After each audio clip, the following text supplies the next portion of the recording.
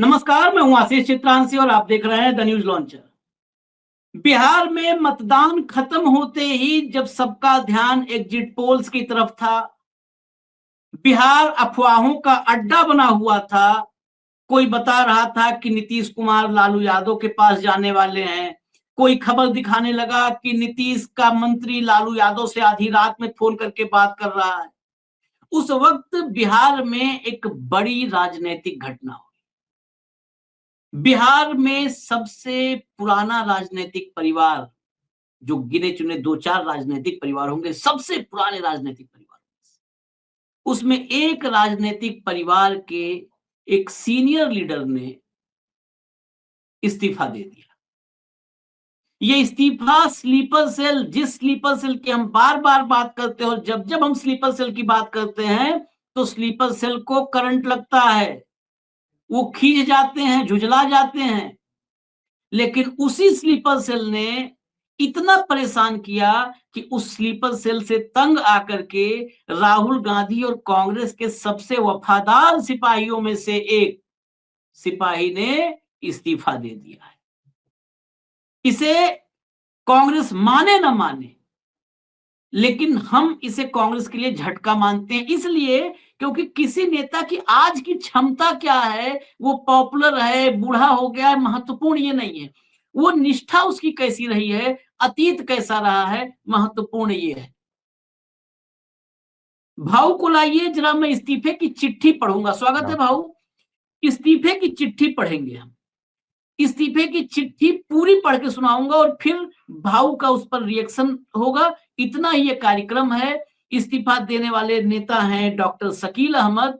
आप आज से 10 साल पहले, 10-11 साल पहले तक की कांग्रेस अगर देखे होंगे तो दिल्ली में कांग्रेस के लिए सबसे ज्यादा टीवी पर बयान, बाइट जिसकी आती थी, उन नेताओं में से नाम है शकील साहब का, डॉक्टर शकील अहमद का। लेकिन अब शकील साहब कांग्रेस में नहीं है। मैं चिट्ठी पढ़ूंगा, चिट्ठी के एक एक शब्द को सभी लोग गौर से सुने, और खासकर अगर कांग्रेसी राहुल गांधी के मनोभावों से, राहुल गांधी की ईमानदारी से, राहुल गांधी के विचारों से जो भी लोग प्रभावित हैं, वो और गौर से सुने कि स्लीपर सेल राहुल गांधी के लिए कितना खतरनाक है। लाइए चिट्ठी, लाइए स्क्रीन पर, और चिट्ठी का एक एक शब्द मैं पढ़ के सुनाता हूं। ले आइए चिट्ठी। ये देखिए, डॉक्टर शकील अहमद, इन्होंने लिखा चिट्ठी में, माननीय अध्यक्ष महोदय, कृपया आपके नाम लिखे मेरे 16 अप्रैल 2023 के पत्र का स्मरण करें, जिसके द्वारा मैंने पार्टी को सूचित किया था कि मैं अब भविष्य में कभी चुनाव नहीं लड़ूंगा।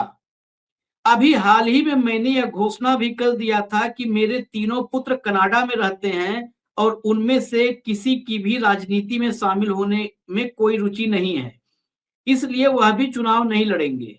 लेकिन मैं फिर भी जीवन भर कांग्रेस में बना रहूंगा। परंतु अध्यक्ष महोदय, अब यह संभव नहीं लगता है। बहुत ही दुखी मन से मैंने कांग्रेस पार्टी की सदस्यता से इस्तीफा देने का फैसला लिया है। पार्टी की सदस्यता से अलग होने का यह मतलब नहीं कि मैं किसी दूसरी पार्टी या दल में शामिल हो रहा हूं। मेरा किसी दूसरी पार्टी में शामिल होने का कोई इरादा नहीं है।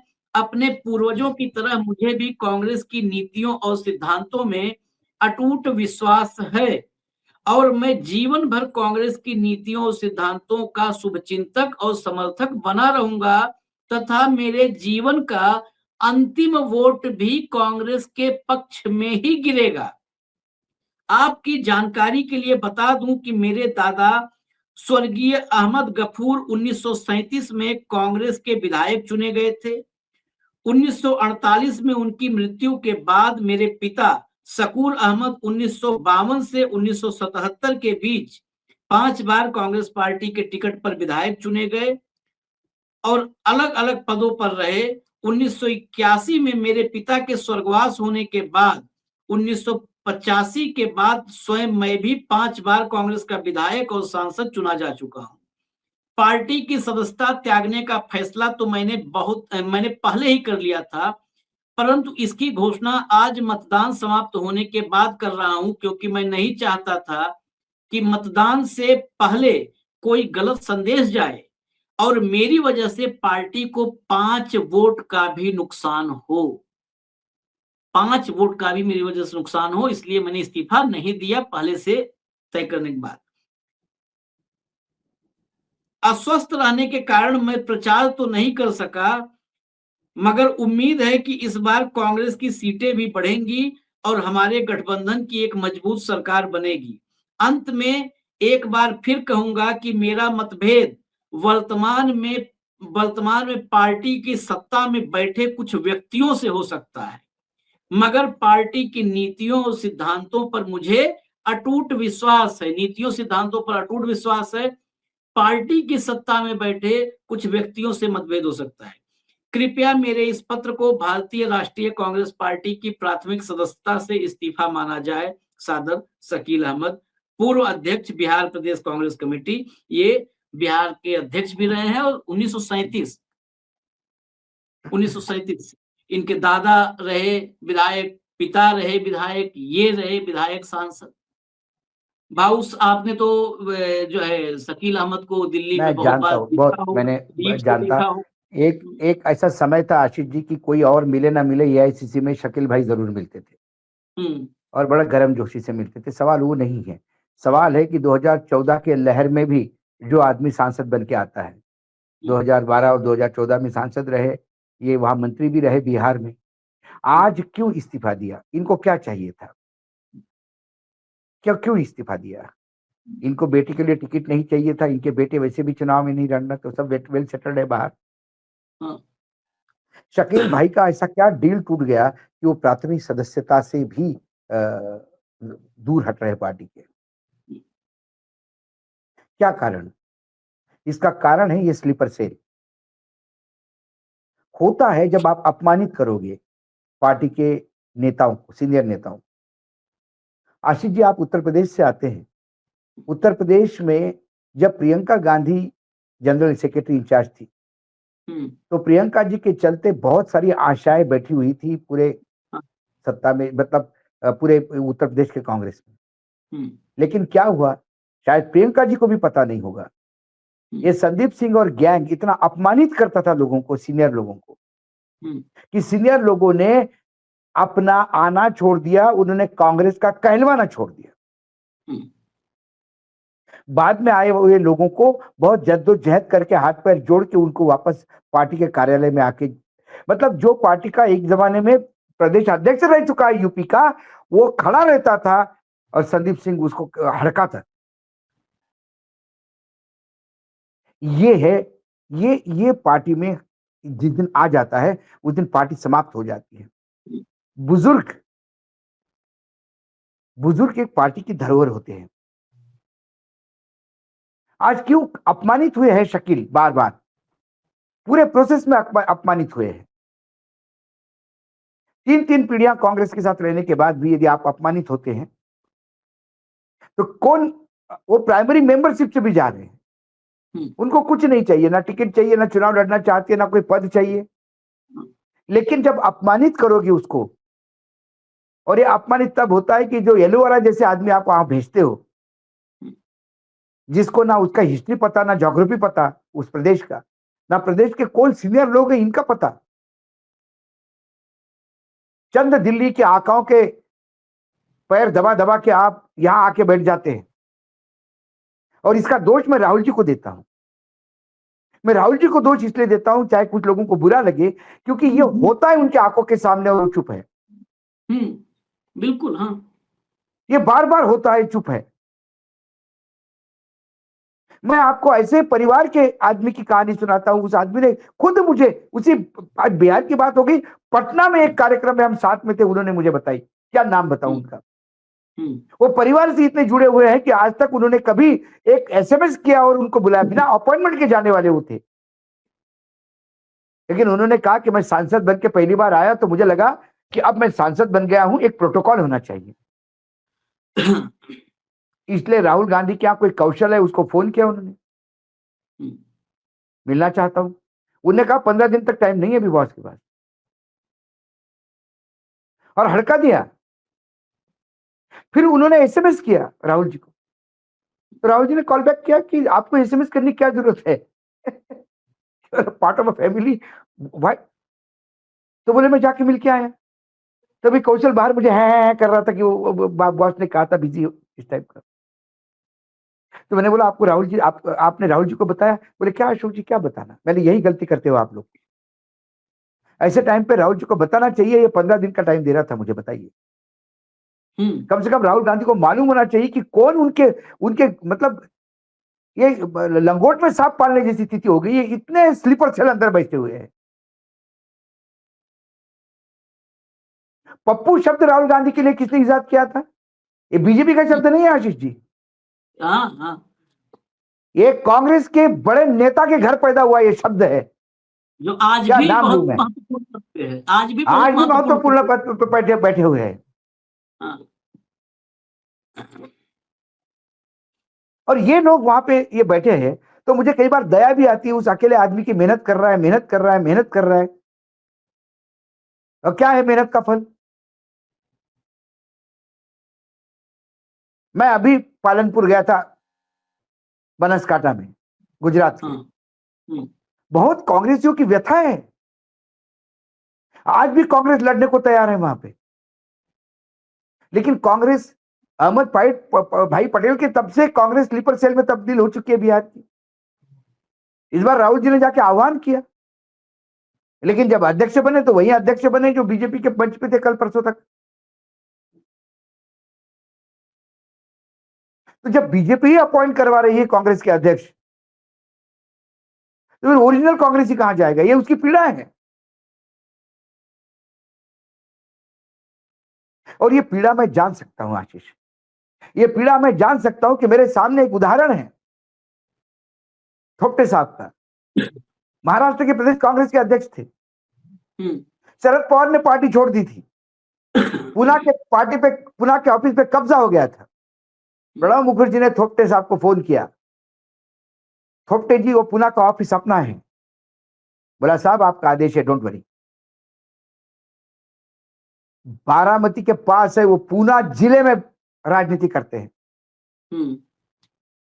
सीनियर थोपटे गए, उन्होंने सब लॉक तोड़ा, सब फोटो वोटो फेंक दिए सब अंदर के, और फिर नेहरू, इंदिरा गांधी और सबके फोटो लगा के बाहर बोर्ड लगा दिया कि ये कांग्रेस का है। और वहां मराठी में बोला, उड़ा लेते कावड़े रह लेते मावड़े, मतलब जो यहाँ रुके हुए हैं पार्टी के साथ वो छत्रपति शिवाजी के वंशज है, मावड़े हैं, और जो भाग गए पार्टी छोड़ के वो कौवे हैं। वो आदमी आज 80 प्लस, करीब करीब 90 के आसपास है। 2024 में पार्टी हारी, वो आदमी 2 दिन खाना नहीं खाता। उनके बेटे का फोन आया कि आप फोन पे बात करो, 2 दिन से खाना नहीं खाया इन्होंने, क्योंकि वो रो रहे थे, लगातार फुट फुट के रो रहे थे। जब मैंने फोन पे बात की तो काय अशोक कसं झालं, माझ्या पार्टीचं काय झालं? ये लोग हैं, अपनी जिंदगी दी है कांग्रेस को। उनका बेटा 3 बार का एमएलए बनता है, लेकिन वो मंत्री नहीं बनता। वहां फर्स्ट टाइमर लोग मंत्री बनते हैं कांग्रेस में, क्योंकि उसके पिता ने उसे कांग्रेसी बनना सिखाया। और जो ओरिजिनल कांग्रेसी है वो दिल्ली में चंदा नहीं चढ़ाएगा। शिवसेना से आया हुआ पार्टी में विजय वडेट्टीवार, शिवसेना से आया हुआ आदमी लीडर ऑफ अपोजिशन बनता है, लेकिन जो 2 पीढ़ियों से कांग्रेस में लगातार काम कर रहा है उसे एक छोटा पद नहीं मिलता। कहा जाएगा कांग्रेसी? आखिर हार कर इस बार सबने मिलकर चुनाव भी हरवाया उसको।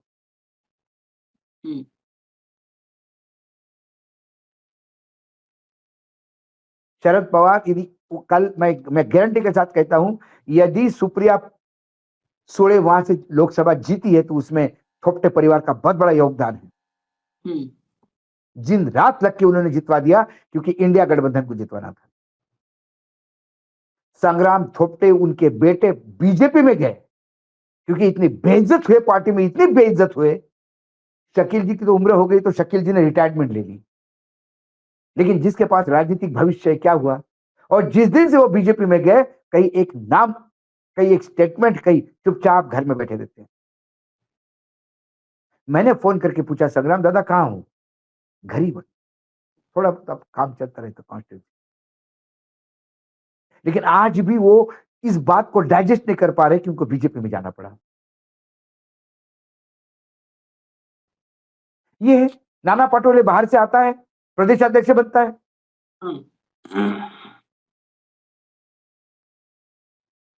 और पूरा पार्टी का सत्यानाश करने के बाद भी जवाबदेही किसी की नहीं है।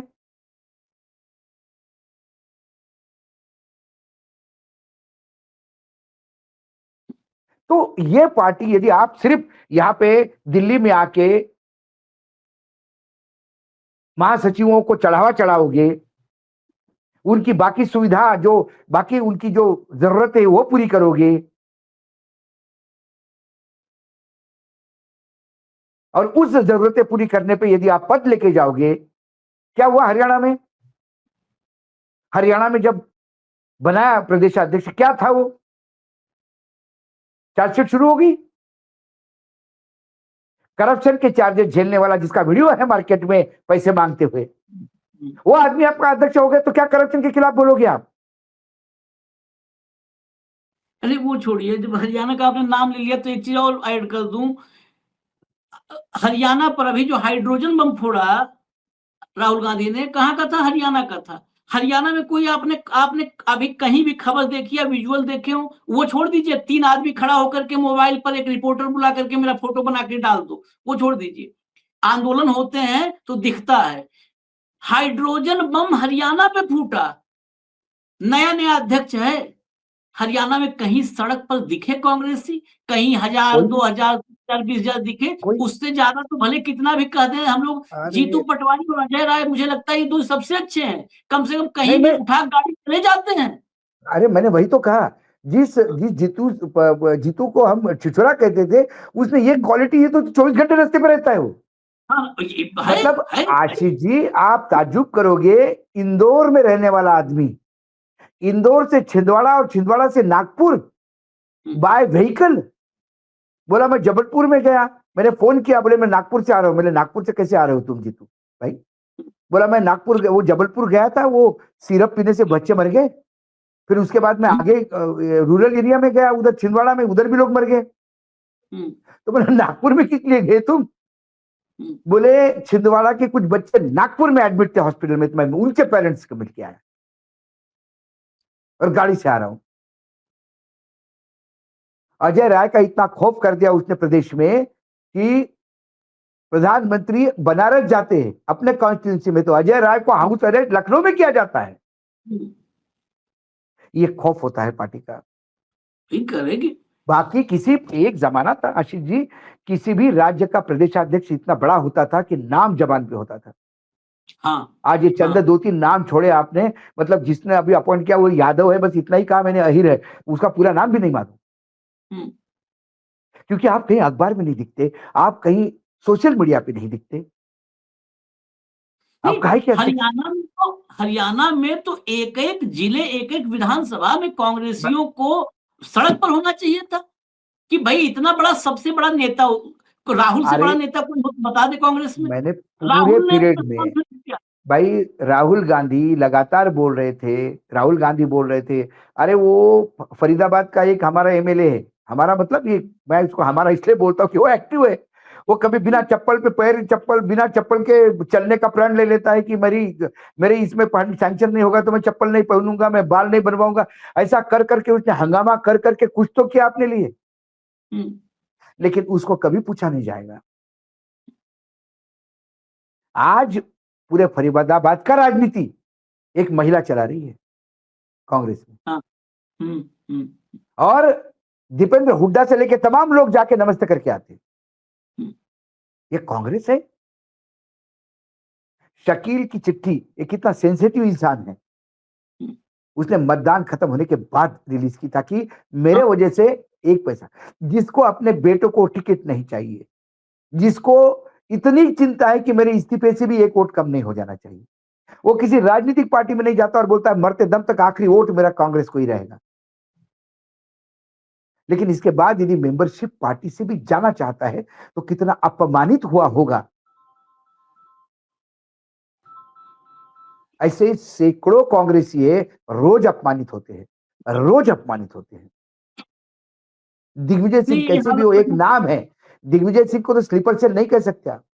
नहीं दिग्विजय तो बिल्कुल नहीं। लगातार सर मतलब संघ को सर पे लेता है, इतना किरकिरी करता है, कई बार पार्टी भी अपना पल्ला झाड़ लेती है।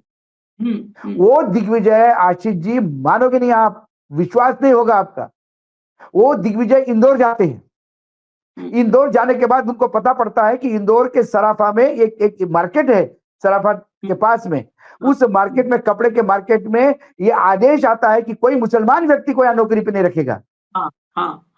कपड़ा मार्केट, उसमें स्टोरी कपड़ा मार्केट में, और उसके खिलाफ पुलिस स्टेशन में कंप्लेंट करने पहुंच जाते हैं दिग्विजय। तो इंदौर का अध्यक्ष, इंदौर शहर अध्यक्ष, क्या औकात होती उसकी, इंदौर का शहर अध्यक्ष प्रेस कॉन्फ्रेंस लेके बोलता है कि बाहर के नेता आते हैं बड़े, हमको पूछे बगैर या इन्विटेशन नहीं करें। बताइए, दिग्विजय सिंह जैसे नेता को हड़काता है जिला अध्यक्ष, और उसके बाद किसी ने उसको फोन पे बोला कि अरे दिग्विजय जी के बारे में ऐसा मत बोलो, तुम क्या बोल रहे हो। तो उसने दिग्विजय के बारे में जो अपशब्द कहे वो ऑडियो रिकॉर्ड मार्केट में रिलीज हुआ है, ऑडियो रिकॉर्डिंग। ये पार्टी है। और ऐसा होने के बाद 2 मिनट के अंदर उसको शहर कांग्रेस पद से हटा देना चाहिए था, 2 मिनट के अंदर,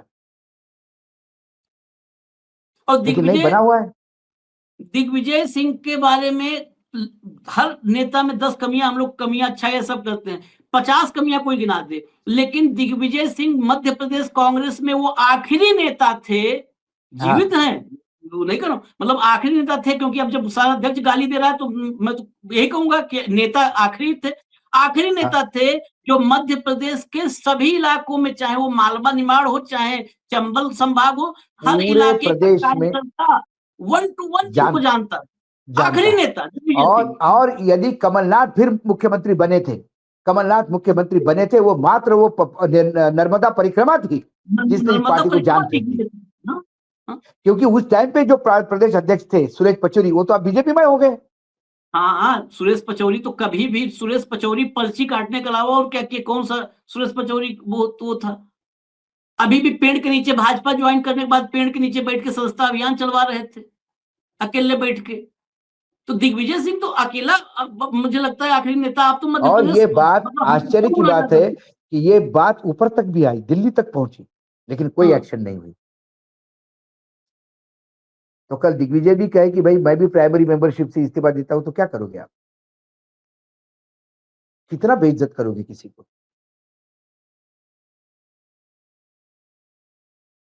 तो शकील की व्यथा ये बिहार में कई लोगों की, कई परिवारों की व्यथा है। एक परिवार मैं जानता हूं, कांग्रेस की तीसरी चौथी पीढ़ी है कांग्रेस में, उसको टिकट मिला, वो टिकट बिक रहा था आशीष, वहां लोगों ने बहुत विरोध किया, टिकट बिकने नहीं दिया, उसको टिकट मिला। ना उसको फंड पहुंचाया गया, ना किसी की सभा वहां ऑर्गेनाइज नहीं होने दी। उसका मुझे बार बार मैसेज आता था कि भैया आप किसी को बोलेंगे, मैं किसको बोलूं यार, सब कुछ वेणुगोपाल चलाते हैं वहां पे। नहीं सब आज, और मैंने बोला, भी मैंने नाम यदि वेणुगोपाल का बोल दिया तो वेणुगोपाल बोलेंगे, मतलब मेरा पता पड़ गया कि वेणुगोपाल, इसके लिए मैं बोल रहा हूं, तुम्हारे लिए मैं बोल रहा हूं, तो मतलब हो सकता है कि वेणुगोपाल बोलेगी कि इसको पोस्टर पैम्पलेट वैम्पलेट कुछ मत दो।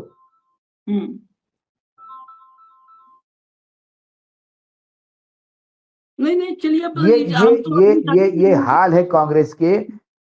इसने अभी इसलिए बोला जाता है आशीष जी कि इसके बाद भी कांग्रेस यदि सत्ता में आती है, और कांग्रेस के पास आज भी, मैंने तो तब भी कहा था कि 100 एमपीज है आपके, लेकिन आपके टोटल 28 एमपी से ज्यादा एमपी नहीं है, बाकी सब उधार का सिंदूर है, दूसरे राजनीतिक दलों की वजह से आए हैं। आज भी कांग्रेस को यह देखना होगा, कम से कम ऐसे लोगों को पद पे रखना होगा कि जो पुराने और नए के बीच में एक श्रृंखला बनाए, सम्मान बना रहे, और क्या चाहिए हमें। चिट्ठी क्यों दिखाए ये इस्तीफा, आखिर में कहूंगा इस्तीफा दिखाए क्यों। ये इस्तीफा जब हमारे ऑफिस में हमारे सहयोगी ने कहा कि इस्तीफा हो गया है, मैंने कहा छोड़ो नहीं, इस्तीफा हो गया है तो कांग्रेस में इस्तीफा और क्या पता नहीं चलता।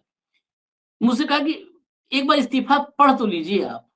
इस्तीफा पढ़ने के बाद कि कांग्रेस में ऐसे लोग हैं जिनको पार्टी छोड़नी थी, लेकिन वो इंतजार किए कि मतदान खत्म हो जाए, मेरी वजह से एक वोट कम हो कि भाजपा को नैरेटिव मिल जाए, मोदी और शाह के भाषणों में शामिल हो जाए कि देखिए 1937 से जिसके दादा थे वो पार्टी छोड़ दिया, ये मोदी और शाह के भाषणों में ना आने पाए।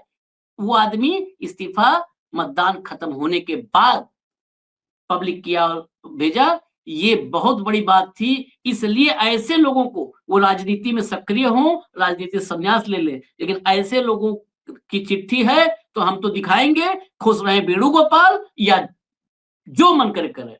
हम तो केरल घूम के आए, अरे कौन वेणुगोपाल है? केरल घूम के आए, लड़ ले वेणुगोपाल के फेस पे कांग्रेस, देखिए फिर बनेगी जो है एलडीएफ की सरकार, लड़ ले। वहां पर सब मैं भाऊ मैं सब हम लोग सब पत्रकार सब हैं। पैरा ट्रूपर है, वो सब पैरा ट्रूपर है। वेणुगोपाल जाते हैं, जैसे केरल जाते हैं तो उनके भ्रष्टाचारों की लिस्ट गिनाई जाती है, और बाकी जो वो चीजें है उसकी तो बात ही नहीं करे तो ज्यादा अच्छा है। हम तो आपसे कितने सारे जगहों पे जो मतलब ऐसी-ऐसी चीजें सब बात की, कैसे कहाँ पे जहाँ जाते थे पूछते थे अच्छा भाई पॉलिटिकल क्या है? तो राहुल गांधी जो क्रेज है वो इकलौता आदमी है राहुल गांधी, इकलौता आदमी राहुल गांधी। वेणुगोपाल का नाम लेकर के मैंने कहा कि वेणुगोपाल क्या जैसे यहाँ पर, तो लोगों को मतलब जैसे ऐसा रिएक्शन कि जैसे कोई मतलब Venugopal who is Venugopal type का रिएक्शन, कोई मतलब ये नहीं कि बड़ा लोग सोचते होंगे साउथ में केरला में लोकप्रियता होगी उसकी, कोई नहीं, कोई कुछ नहीं, कोई नहीं, कोई नहीं। नहीं। खैर इज इजाजत नो वे। दीजिए, शकील साहब की जो निष्ठा है उस निष्ठा के लिए तो उनको आगे का भविष्य जो भी है उसके लिए उसको शुभकामनाएं ही शुभकामनाएं, होंगी, क्योंकि शुभकामनाएं। ऐसे ईमानदार अच्छे निष्ठावान हाँ, हर राजनीतिक दल में, ये ऐसा नहीं, हाँ, बीजेपी में भी ऐसे लोग होंगे तो उनको भी हम, राजनीतिक दल का एक फॉलोइंग होता है, और हमेशा कहते हैं कि पत्रकारिता में भी हम, कोई बुजुर्ग पत्रकार दिख जाता है हमको तो हम उठ के चले जाते हैं उसके पास, क्योंकि एक जमाने में संपादक था वो। आज वो लिख नहीं पा रहा है, इसका मतलब ये नहीं कि उसके कोई मायने नहीं होते। और यदि ऐसे ही करके जाओगे कि कोई ये आपका लैपटॉप या मोबाइल नहीं है कि पुराना हो गया तो फेंक दिया आपने, ये धरोहर है जीवन की, और ये इंसान है भाई, आप इनको इतना मत डंप करिए। तो उनके स्वास्थ्य के लिए शुभकामनाओं के साथ, और कांग्रेस के ये तथाकथित स्लीपर सेलों को कम से कम, अरे जिसके स्लीपर सेल हो बीजेपी के, वहां पे भी थोड़ी बहुत है, हालांकि वहां मार्गदर्शन मंडल में बिठा के कम से कम बर्थडे के दिन तो मिलने जाता है कोई, जन्मदिन के दिन हाँ, आडवाणी जी के, यहाँ तो वो भी नहीं है। वह दिखावे के लिए तो करता है, कम से कम दिखावे के लिए कीजिएगा, बुजुर्गों की इज्जत रखिए, जो परंपरागत कांग्रेस के साथ पीढ़ियों से है उनका ख्याल रखिएगा। यही हम कह चलिए सकते हैं धन्यवाद बाबू, राजनीतिक दलों। धन्यवाद, बहुत बहुत धन्यवाद। धन्यवाद, धन्यवाद, धन्यवाद।